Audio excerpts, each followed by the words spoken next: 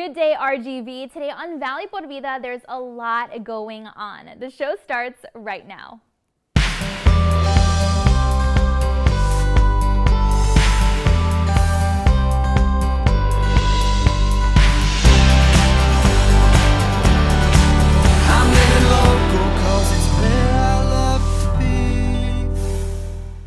Hi there, thanks again for joining us today. I'm your host, Danielle Banda, and you better be paying attention because 2021 literally just zipped by, and it feels like all of a sudden 2022 was upon us, right?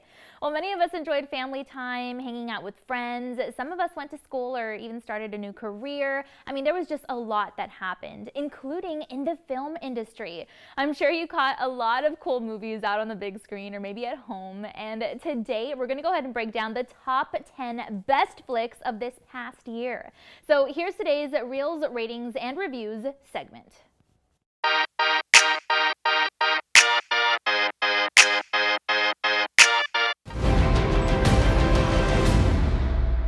Who is he? James, you don't know what this is? Daniel Craig's swan song as James Bond was an unusually emotional one. No Time to Die encapsulated all of that and delivered my number 10 pick for the best of 2021. This year was definitely not friendly to musicals. There's a variety of reasons why movies like In the Heights didn't perform well at the box office. I still loved it and picked it as my number 9 movie of 2021. At number 8, it's the Japanese entry Drive My Car, a thoughtful, well-written, albeit too long story about a man who travels to Hiroshima to direct a play and explores love, loss, and grief following the death of his wife. We are a new people. The best documentary of the year is my 7th overall movie of the year. Summer of Soul examined 1969's Harlem Cultural Festival that was often called the Black Woodstock and is a statement about a turbulent piece of American history. My 6th favorite from the year was a filmmaking masterpiece. Dune, the epic sci-fi adventure, is the second adaptation of the 1965 Frank Herbert novel from filmmaker Denis Villeneuve. There's also director-writer Paul Thomas Anderson's Licorice Pizza, a 70s set coming-of-age drama comedy starring Cooper Hoffman. It's my 5th favorite of the year. What you doing? Getting mixed up with her. At number 4, it's the Netflix Western drama The Power of the Dog. Benedict Cumberbatch, Kirsten Dunst, and newcomer Cody Smith-McPhee star in the story about a domineering but charismatic rancher who wages a war of intimidation on his brother's new wife and her teen son. The most talked about film at festivals around the world this year is the Kenneth Branagh-directed Belfast, tearing family and friends apart amidst the violence in the Northern Ireland town during the 1960s and the 1970s.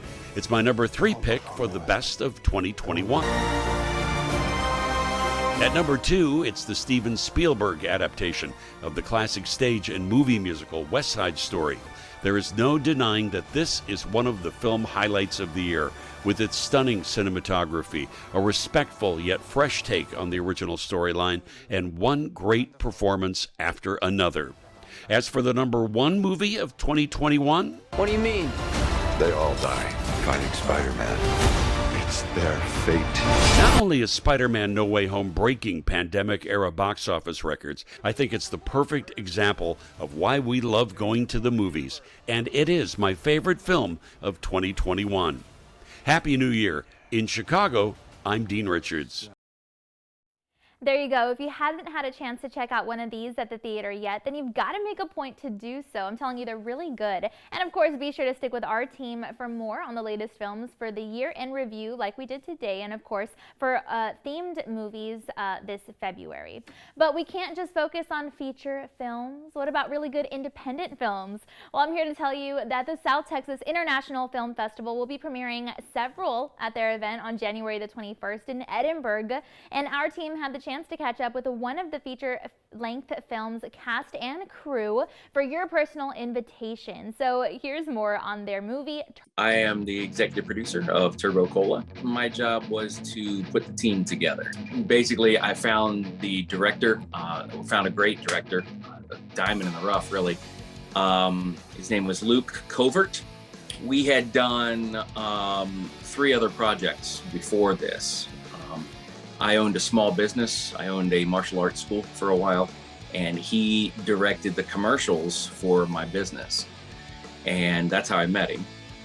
Then we did 2 short films together. And by then I realized, okay, this guy knows what he's doing, and I think I can trust him with a feature film. And that's what I did. I had a script, so I sent him the script. Said, well, what do you think? And we got with the playwright and asked, of course, got permission to make the movie, based it on the play. We did change a couple things around. That's that's how it came about. So Turbo Cola is a movie. It's a young person's movie. It takes place on the last day of 1999.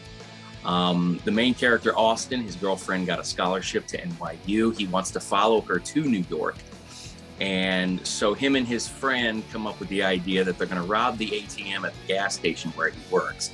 And being that it takes place on the last day of 1999, they think that Y2K is going to cover their tracks. Basically, it's a heist. It's a young adult drama comedy with a heist involved with it. One of the people that interviewed us called it Ocean 7-Eleven because it takes place at a gas station. The entire movie takes place at a gas station. I thought that it had a little bit of a Clerks element to it, in that it takes place in one location. And so logistically, it was possible to make as an independent, especially as a first-time independent filmmaker. Hey everyone, I'm Luke Covert. I'm the director of the movie Turbo Cola, and we're so excited for you to see it. And if you want to find out more, watch the trailer, kind of buy merchandise, come to one of the premieres, you can follow us on Instagram, Turbo Cola Movie, or you can go to the website, which is covertfilm.com/turbocola. The soft drink's not quite ready yet, but it tastes very, very mediocre, and it'll be out at some point. But watch the movie for now, and we're so excited to get to meet you guys later. If we just get people to watch this trailer, their mind completely changes as to what we've actually done. We'd love to have you come out and see our film. We put a lot of heart and soul and effort into this thing, and we really hope to see you there. Have a great day. There you have it. Be sure to check out the film premiere over in Edinburgh, and you can check out their website for trailers, behind the scenes, peeks, and more. Of course, don't forget to also visit their Instagram page to learn all about it. There really is so much love for film here in the Rio Grande Valley, which makes me happy, and so many others too. In fact, there was a film crew who, from Milan, Italy rather, who recently flew down here for a fashion show, and they turned the entire experience into a documentary. Our team was so excited about this because it highlighted various talent from across the valley, so we went ahead and dropped by for their shoot to see some behind the scenes.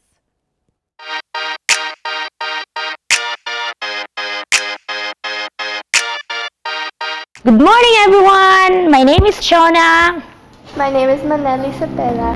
And we're so excited to be here with you and spend our beautiful morning with all of you. We're here in the valley right now for our 3 days activities.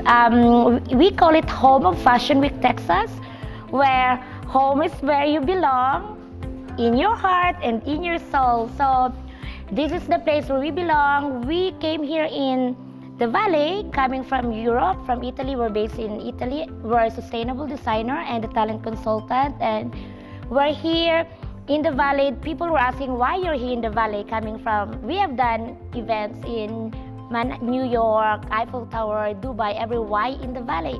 Because the valley, there's so much beauty, there's so much talents over here.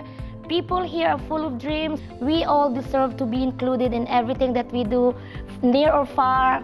The world needs to see us. So to see the valley, so that's why we're here. It's a docu-series. Actually, it's about, the title is Chasing Chona, and it's about my life, my people. As you can see, we have so many beautiful people here, our travel, and the goal of this is to show to the world that somehow in the fashion industry, You can be as simple as you want. You don't need to be in glitz and glamour and big hair and full makeup. You can be like this and doing great things. Yes, for the documentary, we need you guys because I think the trailer will be out soon. And the good thing about, correct me if I'm wrong, but mainly the most part of what we are doing right now here in the Valley will be in our trailer. We need your support. Texas, America, the world universe, you need to follow our docu-series. So it's gonna be amazing. And by the way, just want to shout out to you that we have the beautiful talent from here in the Valley. Maneli, she's wearing a pineapple dress because we're a sustainable designer, and these are made by our local weavers that are hand woven, one by one, fiber by fiber. So before I forget, I just want to shout out, thank you so much to our local weavers out there who's been really so, happy and loving of making all my imagination into the reality. I'm so happy to be able to participate in this and get to wear these beautiful dresses. By the way, our official website for Chasing Chona will be out soon. We will be spreading that news all over at any time. But for now, you can follow us in our social media, Instagram, Facebook, and everything. The brand, agency, and to my personal Chona Bacauco, where everything is happening there. I just throw everything there. So everything that we do, past, present, future, you will see there. It's so nice to know that international film crews are recognizing the Valley landscape in such positive ways, helping bring our local film community to life. And of course, it's amazing to know that this helps just shine a light on talent here from the Valley. So be sure to check out some of their other roles that the Manelli has been a part of by visiting her official IMDb page online. All right, you guys, well, now it's time to take a commercial break, and then we've got to look at your local weather updates, but be sure to stay tuned because Valley por Vida will be back. And we're going to be visiting a local barber shop to learn all about some unique hairstyles that we can look forward to seeing this new year. Plus, some interesting hairstyles that maybe you never heard of in an all-new Fun Facts segment.